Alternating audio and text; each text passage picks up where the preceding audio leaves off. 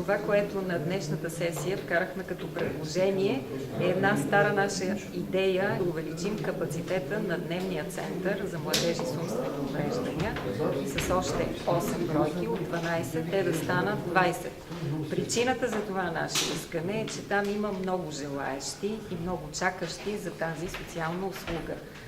Миналата година Общинския съвет също прие такова решение, но то не намери своята реализация, тъй като държавата нямаше средства за откриване на нови социални дейности, освен на онези, които са приключили по оперативна програма и натам бяха насочени всичките усилия.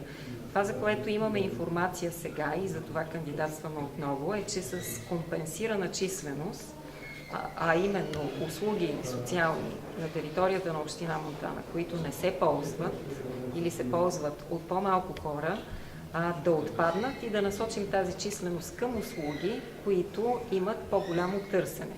И за това с така наречената компенсирана численост предлагаме да бъдат намалени 8 от бройките на дневния център за стари хора, тъй като там не ходят пълния капацитет от хора, защото предлагаме много други услуги, като обществена трапезария, социален домашен патронаж и така нататък. И те да бъдат пренасочени към дневния център за младежи с умствени увреждания. След това решение на Общинския съвет предстои да бъдем подкрепени от регионалната дирекция за социално подпомагане и след това цялата документация ще бъде изпратена в Агенция за социално подпомагане.